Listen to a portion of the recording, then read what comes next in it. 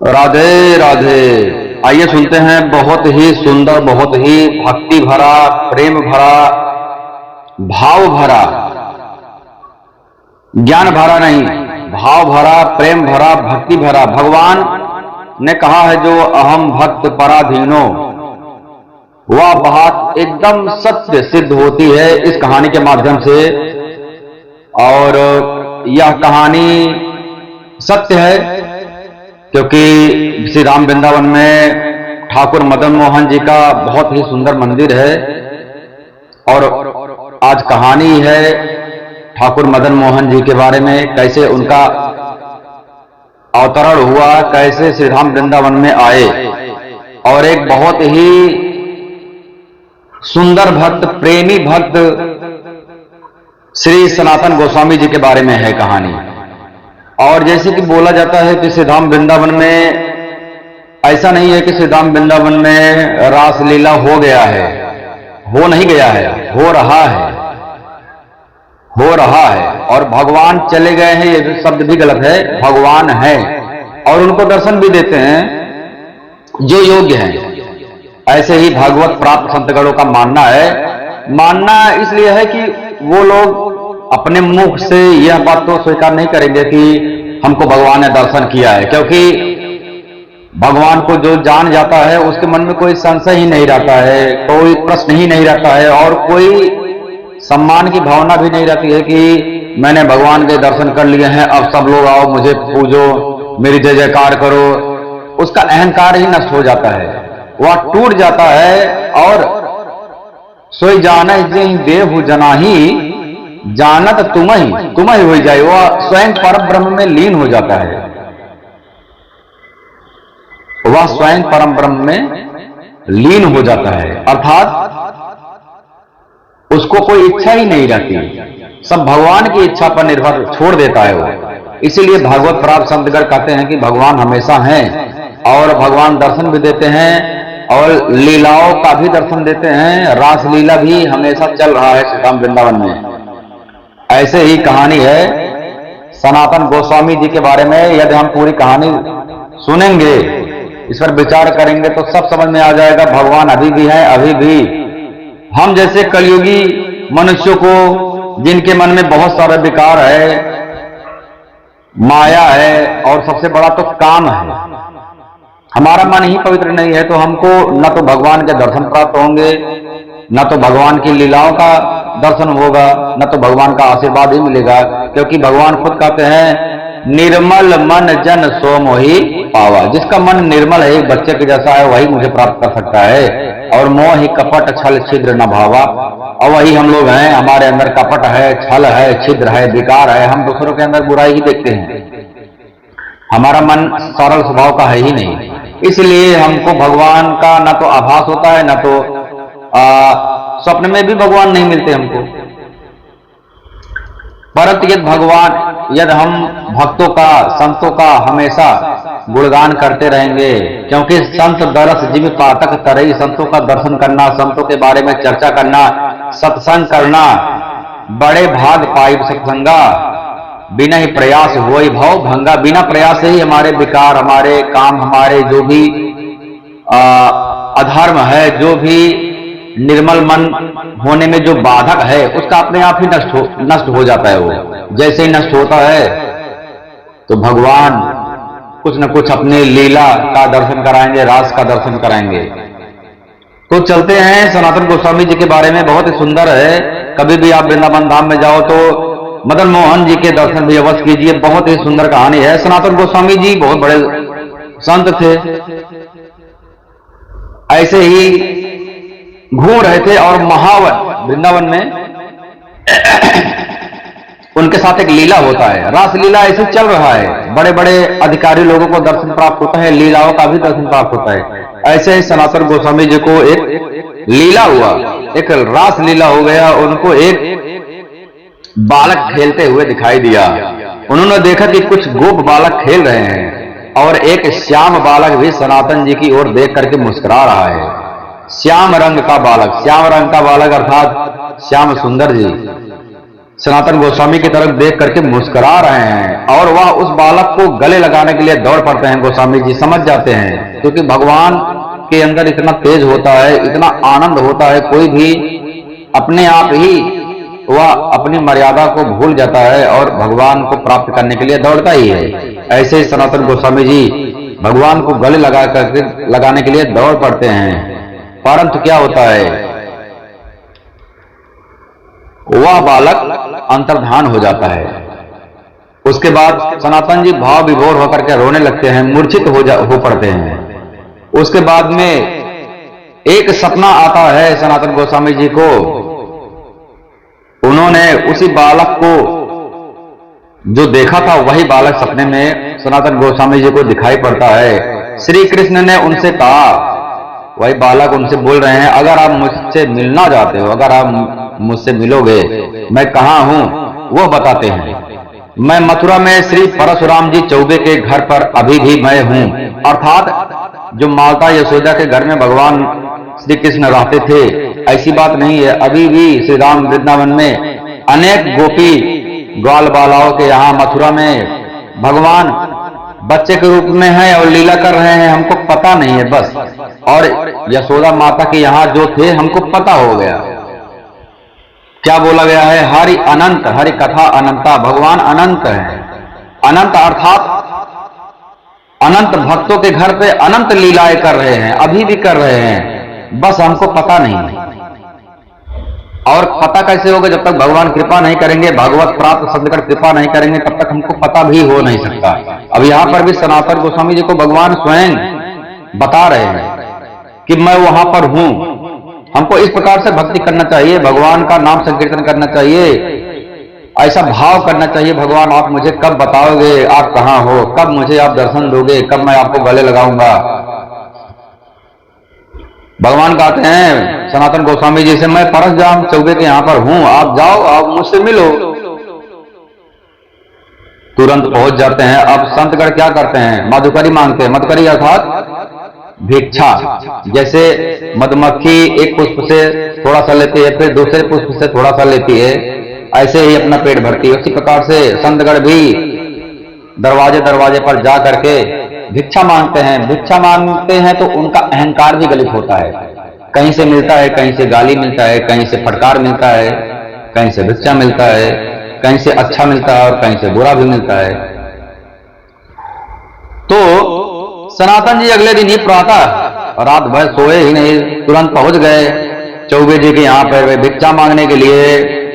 परशुराम जी चौबे के घर पर पहुंच गए। वहां उन्होंने उस बालक को साथ ठाकुर जी मदन मोहन जी को दर्शन प्राप्त किया। मदन मोहन जी को देखा और दर्शन प्राप्त किया और वो एक अटक मदन मोहन जी को देखते रहे।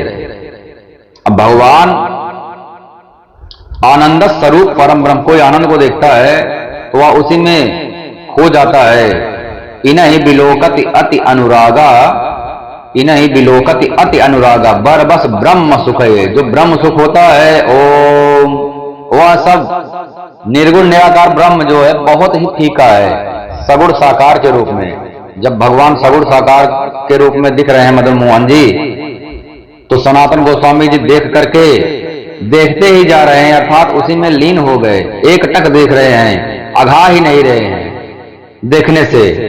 सनातन जी वैसे तो कई दिनों में एक ही बार मधुकरी मांगते हैं। जैसे एक हफ्ते में एक बार मधुकरी मांग लिए और एक हफ्ते तक वही खाएंगे।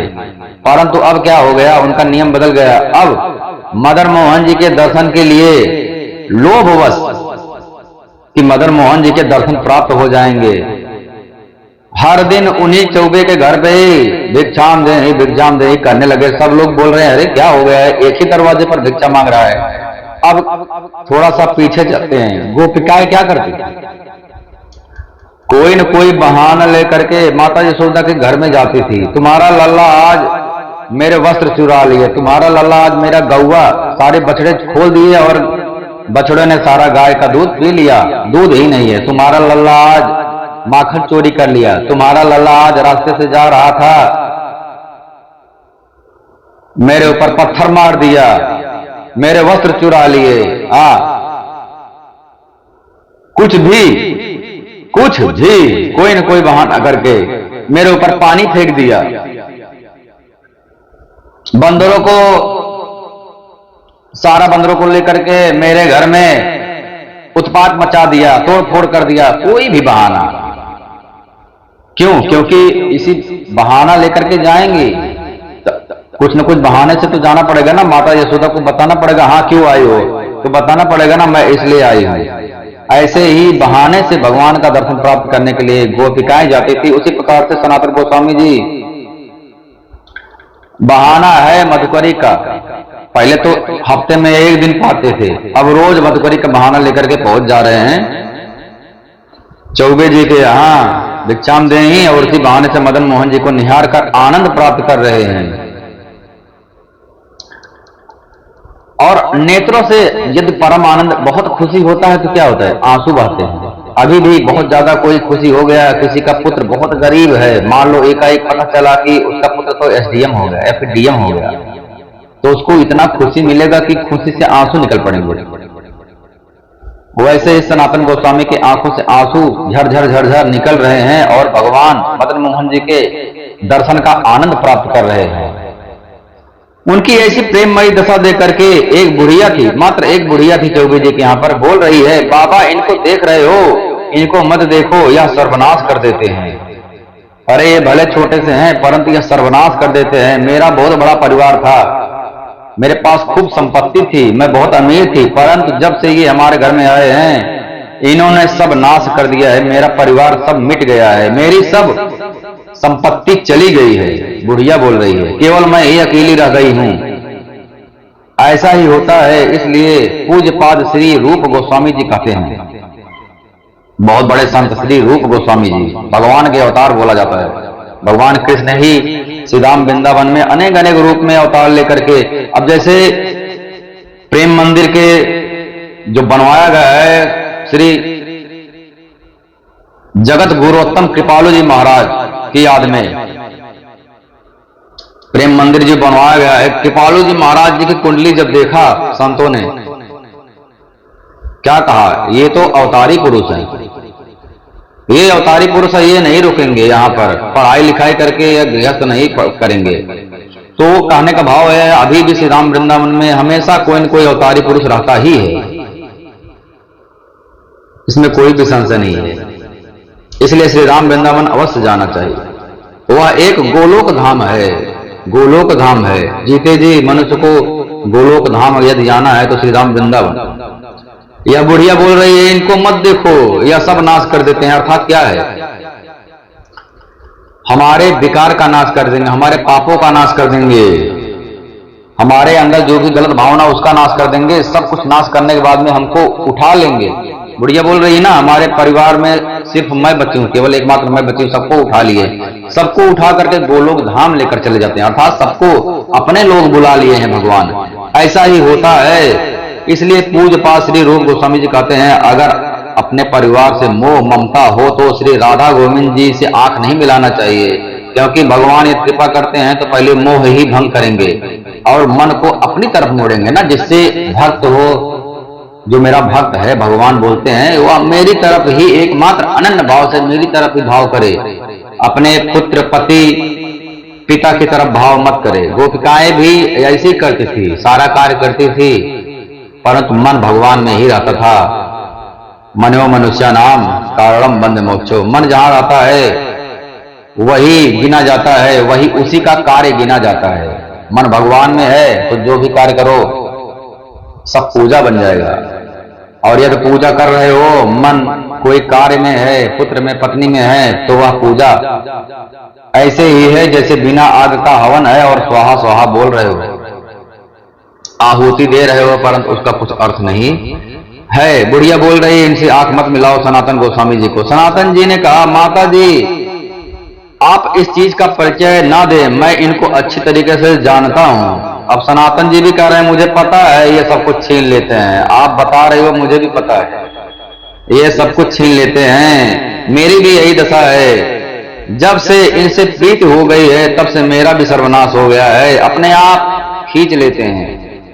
बोला जाता है वृंदावन धाम में मत जाओ, कहीं भी चले जाओ, यदि वृंदावन धाम में चले गए हुए और भगवान का कृपा हो गया, ब्रज रज उड़ करके आपके मस्तक पर लग गया, तो आप कहीं के नहीं रहोगे। लगता आपके मन को ही भगवान चित्त को चुरा लेते हैं, क्योंकि सारा कार्य मन से ही होता है। यदि मन ही चुरा लिए भगवान, तो आप कहीं भी जाओ, आपका मन श्री राम वृंदावन में ही रहेगा, भगवान के चरणों में ही लगेगा। यही दशा हो रहा है। दो संत आपस में बात कर रहे हैं, ये तो बहुत ही बेकार है, सब कुछ चुरा लेते हैं, परिवार नष्ट कर देते हैं।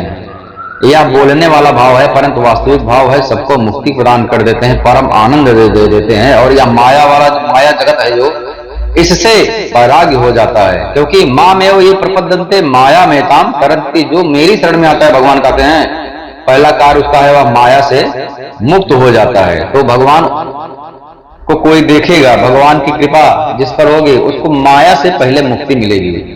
और यह पत्नी पुत्र घर धन दौलत ये क्या है, ये माया है। यह विनोद की बात है, महापुरुषों का समस्त माया में जो घिरे हुए हैं उससे मुक्ति मिल जाती है। जब ठाकुर जी कृपा कटाक्ष करते हैं तो उसको माया से अलग कर देते हैं। सनातन गोस्वामी जी ठाकुर मदन मोहन जी को लेकर के वृंदावन में कैसे जाते हैं, उस बुढ़िया देखती है कि ये बहुत ही प्रेमी भक्त हैं, इनके आंखों से आंसू आ रहे हैं, अर्थात इनका प्रेम भगवान के प्रति शुद्ध है, इनका मन है निर्मल। वृद्धा बुढ़िया पूछती है, ये आपको बहुत पसंद आ गए हैं। सनातन जी बोले, मैं तो पहले से ही इनके नेत्रों में बिक चुका हूं। उस वृद्धा ने कहा, मैं तो वृद्धा हो गई हूं और मैं सोच भी रही थी कि अब इनकी सेवा कौन करेगा, क्योंकि मेरे परिवार में तो कोई बचा नहीं है। इससे आप यह मत समझ लेना कि ठाकुर जी से प्रेम करेंगे तो आपका परिवार नष्ट हो जाएगा, ऐसा नहीं होता है। इसका आंतरिक रहस्य यह है कि जब से मदन मोहन जी पधारे हैं तब से उन्होंने एक एक करके पूरे परिवार को अपने नित्य धाम में बुला लिया है। बड़े बड़े योगियों को भी जो दुर्लभ होता है, ठाकुर जी ने उनका लौकिक धन हटा करके चिदानंद वस्तु प्रदान की है। जो प्रभु के चरणों में अपने चित्त को लगा देता है तो बिना कोई साधन किए हुए, इतना योग नहीं करना, तपस्या नहीं करना है, वैराग नहीं करना है, उपवास नहीं करना है, बिना कोई साधन के ही प्रभु स्वीकार कर लेते हैं और उसको दिव्य दान प्रदान कर लेते हैं। वृद्धा ने कहा, मैं अब बुढ़ी हो गई हूं, अब मुझसे सेवा नहीं होता है, इसलिए इनको मेरे बाद कौन करेगा, मेरे पास कोई है भी नहीं सेवा करने के लिए, मेरे से पूजा अब बनेगी नहीं, अब मैं भी ऊब गई हूं, इनसे कोई लाभ तो होता नहीं, नुकसान ही नुकसान हो रहा है। वह या सब ब्रह्म दृष्टि से विनोद कर रहे हैं, लाभ तो बहुत हो गया है, परम आनंद अर्थात अब जीवन मरण का चक्र ही समाप्त हो गया है, इससे ज्यादा क्या लाभ चाहिए। यह तो विनोद की बात है, कुछ लाभ नहीं होता है। अगर लाभ प्राप्त होता तो कम से कम नाती पोते तो होते, या विनोद कर रही है। फिर बाद में बुढ़िया उनको बोलती है, अब आप संभालिए, क्योंकि बुढ़िया देख ली है, समझ गई है कि इनका प्रेम पवित्र है, उनको दे दिया। और सनातन गोस्वामी जी हंसते हुए ठाकुर जी को लेकर के, सनातन गोस्वामी जी ने कहा, मैया यदि ऐसी बात है तो आप इसे मुझे दे दीजिए, मैं इसको संभालूंगा। वृद्धा माता रानी रो रो करके अपने हृदय से लगा करके उसको दे दिया। सनातन गोस्वामी जी ने अत्यंत प्रसन्न होकर के श्री राम वृंदावन लेकर के आ गए मदन मोहन जी को, और आदित्य टीला में श्री ठाकुर जी मदन मोहन जी महाराज को विराजमान कर दिया। लाल रंग का टीला है श्री राम वृंदावन में, बहुत ऊंचा है, राजमहल जैसा दिखता है, सबसे ऊंचा मंदिर वही है। ठाकुर मदन मोहन जी जरूर दर्शन करना चाहिए। यदि हम दर्शन करेंगे और इनके पीछे की कहानी जानेंगे तो हमारा भाव दृढ़ हो जाता है। अरे यह वही मंदिर है जिसके बारे में हमने सुना था, सनातन गोस्वामी जी जिसको लाए थे एक चौबे के यहां से। आहा, अर्थात जीते जागते भगवान है, ऐसा नहीं कोई मूर्ति नहीं है, स्वयं साक्षात भगवान ही है। सनातन गोस्वामी जी मधुकरी करते थे। अब मधुकरी में क्या, उनको मीठा पकवान दही मलाई तो मिलने वाला है नहीं, हफ्ते में एक दिन वे भोजन लेते थे और कई दिनों तक उनका उपयोग करते थे। परंतु अब क्या हुआ है, अब कुटिया में तो ठाकुर जी आ गए हैं, मदन मोहन जी आ गए हैं, अब सनातन गोस्वामी जी ठाकुर जी ने भोग में क्या आटा मांग लेते थे, आटा का बना लेते थे बाटी और ठाकुर जी को भोग लगाते थे, खुद भी वही पाते थे, बाटी पाते थे। और ठाकुर जी तो रोज रोज बाटी पाने वाले ठाकुर जी कैसे हैं, माखन मिश्री मलाई खाने वाले ठाकुर जी को वह भोग अर्पित करते तो ठाकुर जी मुंह बना लेते थे। अरे क्या भाई रोज बाटी रोज बाटी। चौबे जी के यहाँ तो मलाई रबड़ी मिलती थी, यहाँ उनको सूखी हुई बाटी मिल रही है जिसमें नमक भी नहीं, कभी कभी नमक नहीं मिलता था तो नमक भी नहीं मिलता। अब बिना नमक का कैसे भोजन मिलेगा, बिना स्वाद का। ठाकुर जी मुंह बनाते, अब क्या करूं, यही मुझे स्वीकार करना पड़ रहा है रोज। एक दिन हिम्मत करके, अब सोचो हिम्मत करके डरते डरते भगवान बोल रहे हैं सनातन गोस्वामी जी से। ये होती है भक्त की, इसको कैसे शब्दों में बयां किया जाए। भगवान श्री कृष्ण क्या बोलते हैं, सहस्र शेर खा पुर खा सहस्त्राक्ष सहस्त्रपात। भगवान श्री कृष्ण वही हैं जिन्होंने अर्जुन को अपना स्वरूप दिखाया था। अनंत मुख, अनंत पैर, अनंत हाथ,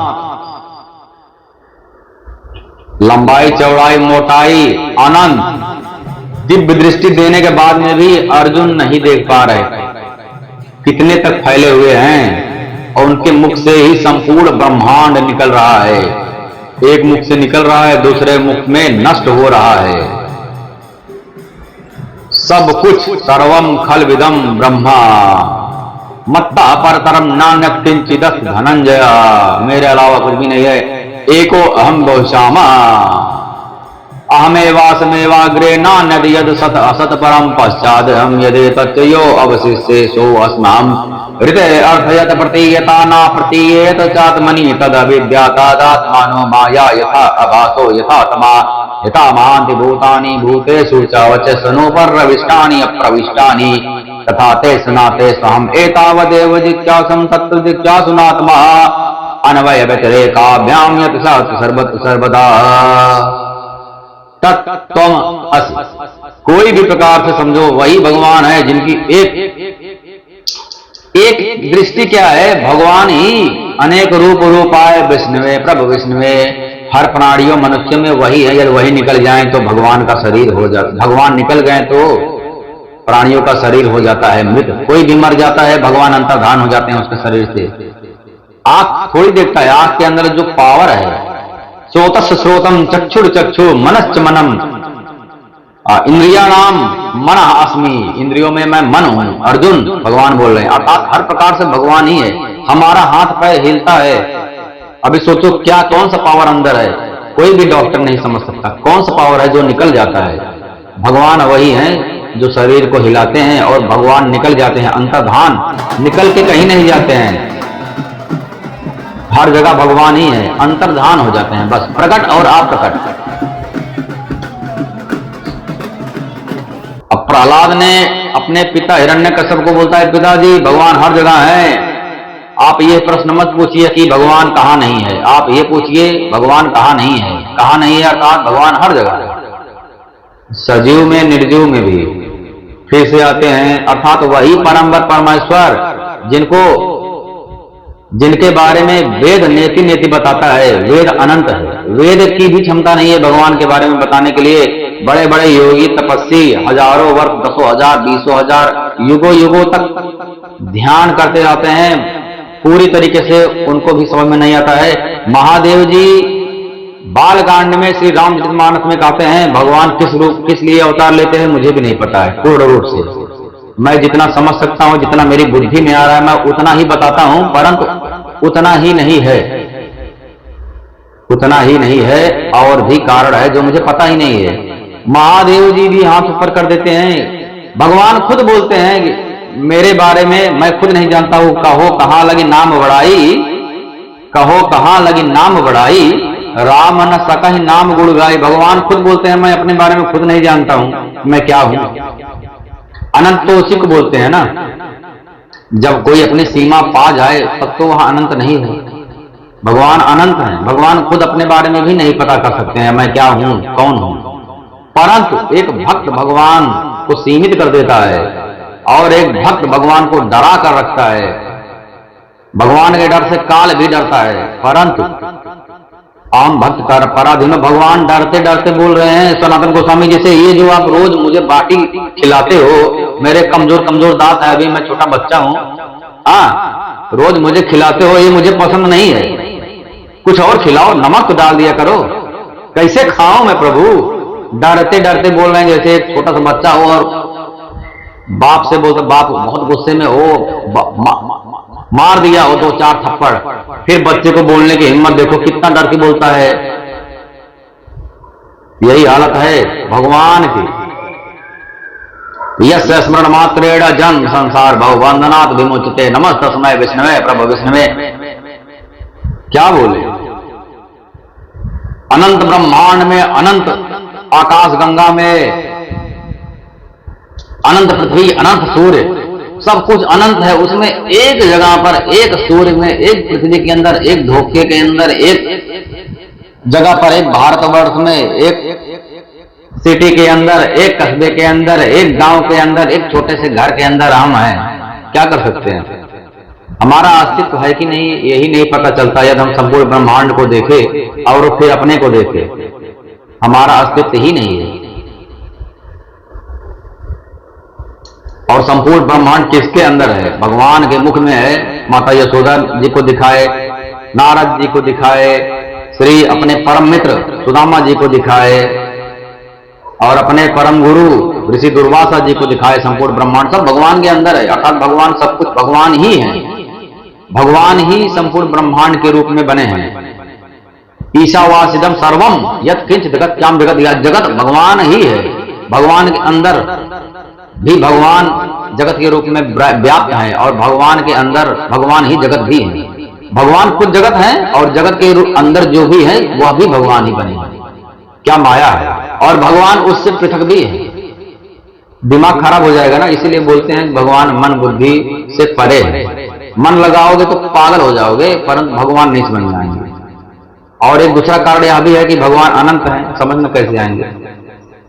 भगवान जब अनंत हैं तो समझ में कैसे आएंगे? समझ में तो वो आता है जो जिसकी सीमा है। परंतु अहम भक्त पराधीनो, मैं एकमात्र भक्त के समझ में आता हूं। और सनातन जी से डरते हुए क्या बोले, एक दिन हिम्मत करके भगवान, माता यशोदा कान पकड़ के ऐठती थी, 2-4 डंडे लगा दे बांध देती थी। बहुत मस्ती करता है। किसको बांधती हैं? उनकी महिमा क्या है खुद समझो।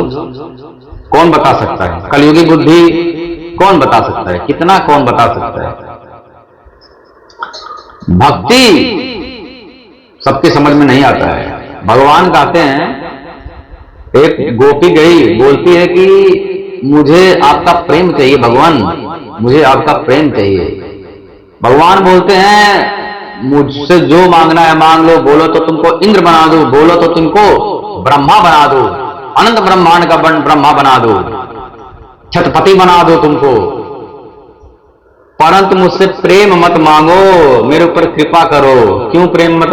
अरे मोको तुम्हारो दास बननो पड़ो है, मोको तुम्हारो दास बननो पड़ो है। प्रेम मांगोगे तो मुझको तुम्हारा दास बनना पड़ेगा, क्योंकि मैं भक्तों के अधीन रहता हूं, मैं भक्तों के पीछे पीछे चलता हूं। वही हालत है। हिम्मत करके बोलते हैं, या प्रेम का बल है, प्रेम में ही बल होता है, प्रेम से प्रकट हो ही मैं जाना। भगवान प्रेम के अलावा किसी से नहीं प्रकट हो सकते हैं, कितना भी नियम कानून कर लो। सबरी प्रेम में भाव विभोर हो गए, नियम कानून तोड़ दी। प्रेम का एक नियम है, हाँ, प्रेम का एक नियम है कि प्रेम का कोई नियम नहीं है, और जो नियम है उसको तोड़कर उसकी धज्जियां उड़ा दो, वहां से प्रेम प्रारंभ होता है। भगवान को स्वच्छ फल चढ़ाओ, सबरी ने उसकी धज्जियां उड़ा दी, सबरी ने उसकी धज्जियां उड़ा दी, भगवान प्रसन्न हो गए। और माता बता रहे हैं कि माता कौशल्या जो खिलाती है उससे भी परम आनंद प्राप्त हो रहा है। यह प्रेम की दशा होती है। प्रेम में बल होता है। संपूर्ण ब्रह्मांडों के मालिक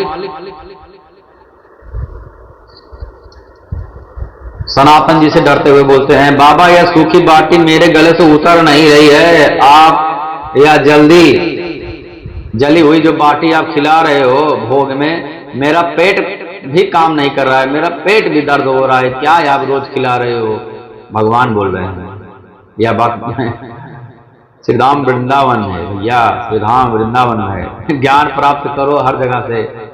श्री धाम वृंदावन में प्रेम प्राप्त होता है। जब सब जगह से घूम कर आते हैं तो महादेव जी हाथ पकड़ करके योग्य और अधिकारी भक्तों को केवल वृंदावन भेजते हैं, नहीं तो समझ में नहीं आएगा, ऊपर ऊपर से सब निकल जाएगा। गले में नहीं उतरती है या तुम्हारी जली हुई है बाटी, और इसमें थोड़ा सा नमक तो डाल दिया करिए महाराज। श्री मदन मोहन जी मुख से यह सुन करके सनातन जी मुस्कुरा करके बोल रहे हैं, देखो ठाकुर, मैं चैतन्य महाप्रभु ने वृंदावन में वैराग से रहने की आज्ञा दिया है मेरे गुरुदेव भगवान ने। अच्छा, भगवान के कहने पर भी गुरुदेव की आज्ञा नहीं छोड़ना चाहिए, इससे यही सिद्ध होता है। चैतन्य महाप्रभु ने सनातन गोस्वामी जी को बोला था कि भाई ऐसे रहना है, वैराग से रहना है, तो मैं ऐसे ही रहूंगा। अब मैं समझ गया हूं आप मुझे फिर फंसाना चाहते हैं।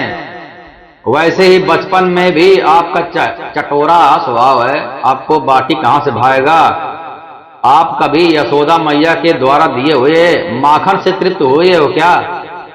माखन तो यशोदा मैया देती थी, कहां आप तृप्त होते थे? जब तक आप 100 घरों में आप चोरी करके न खा लो, जब तक आप गोपियों के यहाँ जाकर के बाल लीला करके, चुरा करके, मटकी तोड़ करके 10-20 घरों में जाकर के माखन चुरा चुरा कर ना पाओ, तब तक तुम्हारा पेट भरता ही नहीं है। तो इस जली हुई बाटी से कैसे भरेगा? और मुझे माया में मत पड़ाओ प्रभु, देखो माया में मत पड़ाओ। आप कह रहे हो थोड़ा सा नमक, ठीक है, यदि नमक मैं दे दूंगा तो आप क्या बोलोगे? ऐसे ही माया होता है। हम थोड़ा सा 100 रुपये कमाते हैं, बाद में होता है कुछ 500 रुपये मिल जाए तो ठीक है, फिर बाद में 1000, फिर बाद में 2000, फिर 1 लाख, फिर 10 लाख, फिर 1 करोड़, 20 करोड़। यह माया अनंत रूप से हमको, अरे हिरण्यकश्यप को बोला जाता था भगवान हिरण्यकश्यप, तब भी वह खुश नहीं था, तब भी वह खुश नहीं था। तो हम क्या जितना पाएंगे खुश नहीं होंगे। तब लग कुशल न जीव जत सपने हूं मन विश्राम, जब लग भजत निराम कहूं शोक धाम तज काम। जब तक भगवान के शरण में नहीं आओगे, कुल भाव उसका यही है, भगवान के शरण में ही एकमात्र आनंद की प्राप्ति हो जाएगी। संतोषम परम सुखम और अशांत से कुतः सुखम। मन अशांत रहेगा तो सुख की प्राप्ति नहीं होगी। भगवान कहते हैं, भगवान ने बोला मुझे नमक तो दे दो, सनातन जी कहते हैं आज मैं नमक दे दूंगा, कल तुम बोलोगे थोड़ा मीठा दे दो, थोड़ा घी दे दो, घी में डुबो करके थोड़ा बाटी खिलाओ, तब आएगा मजा। मैं कहां से तुम्हारी इच्छा पूरी करूंगा? हाँ, इस चक्कर में मैं पढ़ूंगा तो मैं भजन कब करूंगा? मैं तो महाप्रभु की आज्ञा के अनुसार वैराग से ही रहूंगा। आप यह जो मांग रहे हैं, आप खुद से जो चाहे कर लीजिए, मेरी तरफ से कुछ भी व्यवस्था होने वाली नहीं है। आपको यही खानो पड़ोगे। हाँ, तुमको यही खानो पड़ोगे, जो भी खाना है खाओ, नहीं खाना है तो भी आपको यही खानो पड़ोगे। हाँ, भगवान बड़े टेंशन में बोले इसको खाऊंगा तो मेरा पेट खराब हो जाएगा। ठाकुर जी उत्तर सुन करके बोलते हैं कि मैं अपनी तरफ से व्यवस्था कर लूं, मुझे आज्ञा है। देखो, भक्त से आज्ञा ले रहे हैं, क्या मुझे आज्ञा है कि मैं कुछ करूं, मैं कुछ व्यवस्था करूं? सनातन गोस्वामी जी बोले हाँ, जो भी करना है करो, लेकिन मुझे भजन करने जो, मैं तो यही तुमको खिलाने वाला हूं, तुमको जो करना है व्यवस्था करो अपना। अब भगवान की लीला का वर्णन होता है। उसी समय भगवान का लीला प्रारंभ होता है। मुल्तान देशवासी रामदास कपूर जी एक विशाल नौका में विविध रत्न, सेधा नमक, काबुल में इत्यादि भर करके यमुना के रास्ते से आगरा जा रहे थे नाव से। आदित्य टीला के समीप जैसे ही पहुंचे, जहां पर मदन मोहन जी थे, सनातन गोस्वामी जी, क्या हो गया? उनकी नौका जो फंस गई। बहुत प्रयास करने पर भी उनकी नौका नहीं निकली। कैसे निकलेगी? बोला जाता है ना, कान खोलकर सुन लो, बिना भगवान की इच्छा से पत्ता नहीं हिलता है तो नौका क्या कैसे हिलेगी, घंटा हिलेगी। अब मैं रामदास कपूर जी बहुत परेशान हो जाए। ठाकुर जी एक गोप का बालक का वेश धारण करके पहुंच गए अपनी लीला का विस्तार करने के लिए। सुनो सुनो, ये नौका ऐसे नहीं निकलेगी। तब कैसे निकलेगी? वहां पर इशारा देकर बता रहे, वहां पर एक संत रहते हैं सनातन गोस्वामी की तरफ। जाओ उनसे आशीर्वाद लेकर के आओ, उनका चरण वंदना करो और कुछ मन्नत मांगो, तब जाकर के यह नौका निकलेगी, नहीं तो ऐसे ही फंसी रहेगी। रामदास कपूर जी तत्काल सनातन गोस्वामी जी के पास पहुंच गए और वो प्रिया प्रीतम के चिंतन में डूबे हुए थे। सनातन गोस्वामी जी तो भजन कर रहे थे, उनको क्या पता ये श्याम सुंदर जी क्या लीला प्रारंभ कर दिए हैं मदन मोहन लाल जी। उन्होंने आकर के पहले तो संत को प्रणाम किया रामदास जी, उसके बाद में बोले क्षमा कीजिए, शायद लगता है कुछ गलती मैंने कर दिया है, लगता है संत अपराध हो गया है, इसकी वजह से नौका मेरा हिल नहीं रहा है, आप मुझे क्षमा कीजिए। मैं एक व्यापारी हूं और मेरी नाव फंस गई है। मैं हर उपाय करके पूरा, अच्छा भगवान को प्राप्त करने के लिए भी लोग पहले हर उपाय करते हैं, अपना ताकत लगाते हैं, अपनी शक्ति लगाते हैं, जब हार जाते हैं तब हाथ ऊपर करते हैं।